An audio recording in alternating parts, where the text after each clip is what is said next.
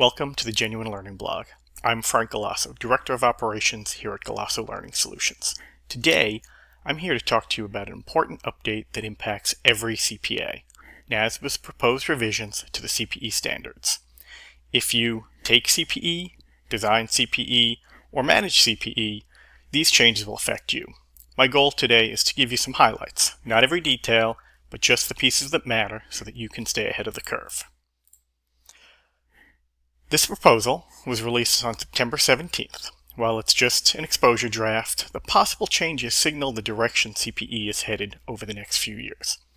As you know, these standards are jointly issued by NASBA and the AICPA, and they guide how CPA programs are designed, delivered, measured, and documented.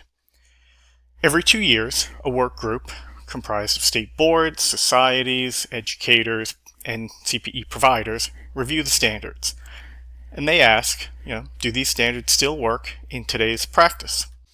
In this particular cycle, the work group is acknowledging learning is changing, especially with AI and new adaptive technologies being rolled out every day. For some, these proposed changes will not be radical enough, but the iteration process is intentionally slow and thoughtful. So overall, I think this is a great step. One of the biggest proposed changes is how the standards are organized. Instead of a long list of enumerated rules, the new model centers everything around these 7 principles. These principles are intended to bring clarity on what are we trying to accomplish here, what does quality CPE look like, and how do we measure and document a CPE credit. Personally, I'm a big fan of the new organization. Previously, I did a lot of hunting around the document looking for specific requirements. Now I think it's laid out in a much more straightforward pattern. There's also some other cleanup happening. So Article 2 is being removed. That part of the document was never really authoritative, and it was just intended to give general guidance. Unfortunately, it ended up causing more confusion. References to independent study and university credit are also removed, and that's simply because each state handles this so differently. Some of what's added is very helpful. We mentioned the more streamlined structure.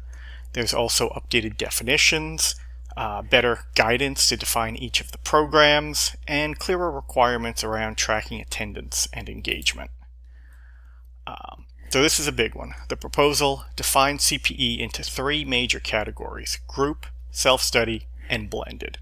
Group programs now formally include both in-person and virtual formats.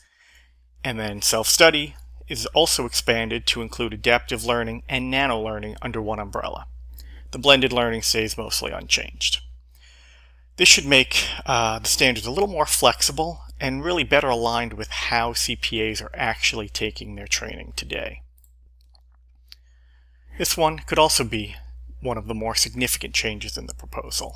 The proposal proposes to expand engagement requirements to all programs, not just Group Live. That means that self-study must demonstrate meaningful learner interactions. Now, review questions with feedback are considered engagement elements, but so are simulations, role play, hands-on activities, and other active demonstrations that allow you to show your skills within an on-demand environment. Additionally, moving away from the overly prescriptive feedback rules. Instead of requiring detailed feedback for every right and wrong answer, providers can offer more of a principle-based feedback that reinforces understanding, highlights knowledge gaps, and really supports learners' comprehension. I don't think this is going to be a ground-shaking change, but it certainly provides some real common-sense flexibility when providers are writing these review questions. For CPAs, I hope these changes mean that your self-study programs may start to feel a bit more interactive in the future. And for CPE providers like Galasso Learning Solutions, this flexibility is going to be very helpful. Another important update, credit increments are changing.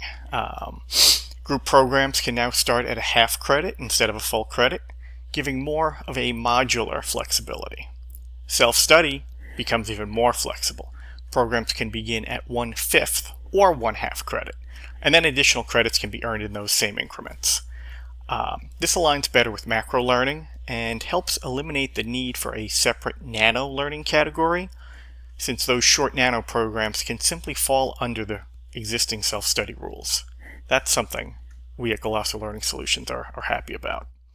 But here's a caveat. State boards still control final credit increments, so in some states you may see this flexibility sooner than in others. Okay, the good news for CPAs, nothing you've taken will be invalidated. So any program that complies with the current 2024 standards will still qualify under the proposal. Now, there's no effective date yet. These proposed changes would have to complete the feedback process, be reviewed by committee, then by the board of directors, and after that, state boards will need some time. So the message here is understand the direction we're moving, start preparing, but don't panic. We do have time. If you do want to be proactive and stay ahead of the changes, here are some things you can think about.